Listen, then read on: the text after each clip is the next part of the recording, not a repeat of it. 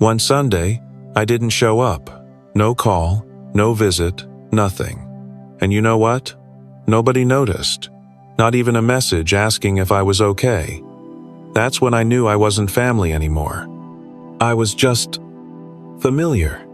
If you've ever felt like you're giving your presence to people who only see you as background noise, this message is for you. You show up like always. Arms full of kindness. Maybe it's a pie you baked, a toy for the grandkids, or just that hopeful smile you've practiced in the mirror, the one that says, "I'm happy to be here." But the room barely shifts when you enter. No one gets up. No one says your name with joy. The kids keep playing. The adults keep scrolling. You're there, but not quite seen. Not really. So, you start the conversation. You ask how everyone's doing. You help clean the dishes. You try, as you always have, to bridge the growing distance. But deep down, you feel it. You've become a background character in your own family's life. You laugh at jokes you weren't included in. You nod along to stories you were never part of. And still, you stay. Because that's what love does, right? But then comes the silence. The moment they all drift into their own world and you're just there. Like a shadow in the corner of the room. Present, but invisible. And you start asking yourself questions you never thought you'd ask. Am I a burden? Do they even want me here? Would anything change if I didn't come next week? The truth is, presence without acknowledgement slowly becomes pain. And it doesn't always happen through harsh words. Sometimes it's just the way they talk around you, the way they forget to include you, the way your voice no longer seems to land. You start to shrink, not physically but emotionally. You become quieter, smaller. You sit there, hoping someone will look over and say, "Hey, I'm so glad you're here." But often, that moment never comes. And slowly, a thought settles in your heart that you don't dare speak out loud. I don't think I'm family anymore. I think I'm just familiar. Love, we were told, means giving without expecting. And for most of your life, you've done just that.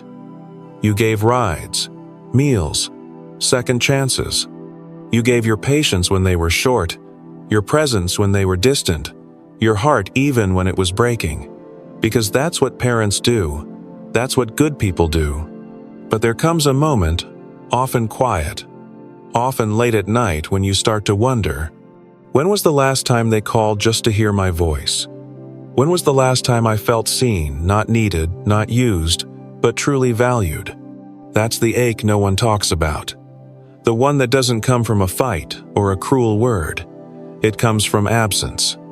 From the slow drift of someone you love not showing up emotionally, mentally, spiritually, even when they're physically in the room. You make the effort. You remember birthdays. You check in when they're sick, encourage them when they're down. But when the roles reverse, silence. They say they're just busy. They love you, of course, but somehow you're always the one reaching out. And it starts to feel like you're begging for crumbs of connection from a table you once built with your own hands. And let's be honest, that kind of one-sided love wears you down. Not all at once, but slowly. Like a rope fraying with every unanswered message, with every half-hearted hug. With every moment, you're treated like a habit, not a human. You don't want grand gestures.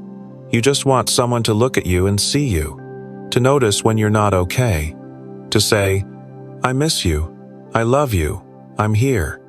But instead, you get distracted nods, quick visits, obligation dressed as affection. And still, you show up. You hope. You wait.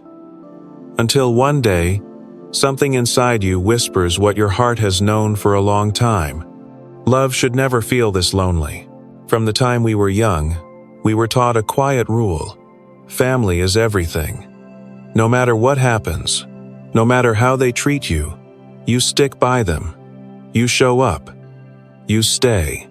We were raised to believe that love meant loyalty, even when it hurt. That being a good parent, a good sibling, a good spouse, meant giving endlessly, patiently, silently. Because that's what love does, right? But here's the truth. No one tells you. That kind of unconditional love, it's only holy when it's mutual. Love without boundaries is not love, it's self-erasure. It's giving so much of yourself that there's nothing left to give to you. We hear phrases like, blood is thicker than water, as if biology is a lifelong contract to tolerate disrespect. But respect is not inherited. It's earned. And it must be renewed through action, not just assumed because you share a last name. Yet so many of us, especially in our generation, carry the weight of obligation like a badge. We keep showing up, not because it brings us joy, but because we fear what people will think if we stop. We stay in places where we feel small, because walking away would feel like betrayal. But let me ask you something. What do you owe more to your family? Or your peace? Because love is not supposed to feel like duty. It's supposed to feel like home. And if your family no longer feels like home, then maybe the rules need to change. You don't stop being a good person when you set boundaries. You don't become heartless for saying, I deserve to be treated with care. You become whole. You stop performing a role that no longer fits. You stop living in obligation and start living in truth. So the next time someone tells you, but they're your family, I hope you remember this. Yes, they are. But so are you, and your well-being matters just as much. There's a difference between walking away in anger and stepping back in love. It's a quiet kind of strength, not the kind that slams doors or shouts goodbyes, but the kind that whispers, I've tried, I've given, and now I need to give to myself. Too often, we think choosing distance means we're abandoning people, but sometimes it's the only way to stop abandoning ourselves. Because here's what no one tells you. Staying in places where you feel invisible chips away at your soul. Week after week, year after year, you start to believe that being ignored is just part of aging. That being left out is normal. That love must be earned with patience, even when that patience leaves you hollow. But one day, you realize, you can't keep pouring from a dry cup. You can't keep bending until you break. And so, you do something incredibly brave. You take a breath, and you take a step back. Not to punish, not to teach anyone a lesson, but to remember how it feels to breathe again, to be somewhere you don't have to try so hard to be seen. You start to protect your peace like it's sacred because it is. And yes, it might feel uncomfortable at first. You may feel guilty. You may wonder, will they notice? Will they even care? But this isn't about them anymore. This is about reclaiming your time, your space, your self-worth. Because the longer you stay where you're not respected, the harder it becomes to recognize your own value. So stepping back isn't the end of love, it's the beginning of self-love. It says, I'm no longer available for pain disguised as family. I choose environments that nourish me, not deplete me. And maybe, just maybe, your absence will create the silence they need to finally listen. But even if it doesn't, you'll hear something more important, your own voice. Clearer, calmer, stronger than ever. Respect isn't loud. It doesn't arrive with flowers or dramatic speeches. It shows up in the smallest moments, and it stays. Respect is when someone looks up when you walk into the room, when they put their phone down because they want to hear what you're saying, not out of politeness, but presence. When your voice matters even when you're not the loudest one speaking. It's the message that says, I was thinking of you today. The phone call that comes not out of guilt, but genuine love.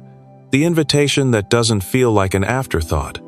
Respect doesn't demand perfection, but it does require effort.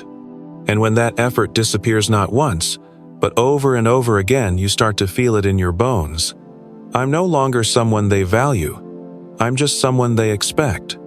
It's a painful realization. Because for years, maybe even decades, you've done your part. You showed up to birthdays. You offered support. You forgave more than you ever admitted out loud. But now, the energy is no longer returned. You ask how they are, they answer with one word. You share a story, they scroll their phone. You try to connect, they offer you convenience, not care. And at some point you realize, this isn't love, this is habit, this is routine, this is obligation dressed up like connection. But here's the truth. You deserve more. You deserve warmth when you walk in. You deserve laughter that includes you. You deserve a seat at the table that wasn't set out of duty, but because your presence brings joy. So when you find yourself being tolerated, instead of cherished, don't shrink to fit.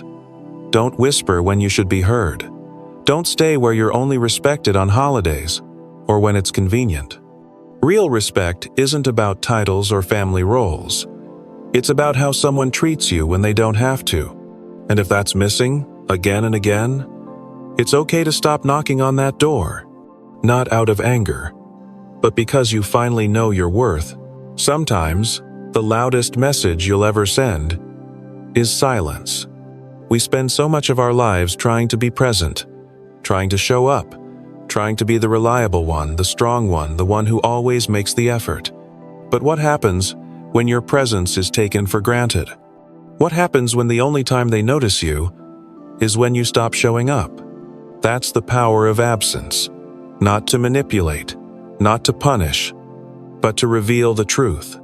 Because if your absence feels lighter than your presence, you haven't lost a relationship. You've lost an illusion.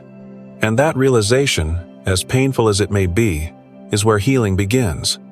You don't need to keep knocking on closed doors. You don't need to send message after message into a void of half-hearted replies. You don't need to explain why you're pulling back. Your quiet speaks louder than any words ever could. When you stop reaching out, you'll finally see who reaches in. And that is where clarity lives. It's not about creating drama. It's about creating space. Space for yourself to breathe. Space for others to reflect if they choose to. Space for truth to rise to the surface. Because the longer you chase people who don't notice your presence, the more you forget how much your presence matters. And here's something no one talks about. Absence is not just a message to others, it's a message to you. It says, my time is valuable. My energy is not unlimited. I no longer need to earn love through exhaustion. And yes, some people may not notice you've stepped back. They may not call. They may not ask where you went. And that may hurt deeply. But it will also set you free. Because it shows you who was really walking beside you, and who was simply enjoying the path you cleared. And once you learn to stop begging for crumbs of attention, you make space for something far more nourishing. Peace, self-respect, and love that flows both ways. There's a moment that comes quietly, without fanfare, when you realize you don't miss the visits. You miss the version of yourself who still believed they mattered there. And once that truth sinks in, something beautiful begins. Not loud, not dramatic, just gentle shifts, one quiet afternoon at a time. You sit in your own kitchen, sunlight pouring through the window, and for the first time in a long time, you breathe. No expectations, no waiting by the phone, just presence your own. You take a walk without needing to report back to anyone. You linger over your coffee. You pick up that book you've meant to read for years. Or maybe you just sit and listen, not to others, but to yourself. Because now, your energy isn't being spent trying to be accepted. It's being invested in building peace. This is what reclaiming your life looks like. Not revenge, not drama, but the quiet joy of no longer chasing people who can't meet you halfway. You start doing things that nourish you. Gardening, painting, joining a book club, even just journaling with soft music playing. Simple things, but they fill you up in ways forced family dinners never could. You begin to see that solitude isn't emptiness, it's space. And space is what allows something new to grow. You realize you don't have to feel drained to feel loved. You don't have to be tolerated just to feel included. You don't have to keep bending yourself into shapes that no longer fit. Every peaceful moment you give yourself is a step back toward who you were before the neglect, before the silence, before the need to prove your worth. You start to smile more, not for others, but from within. You notice the birds, the sky, the way your shoulders finally feel relaxed. And slowly, the question changes from, will they ever treat me right? To, what else can I give myself that I've been waiting for others to provide? Because this right here is your life. And it's finally starting to feel like yours again.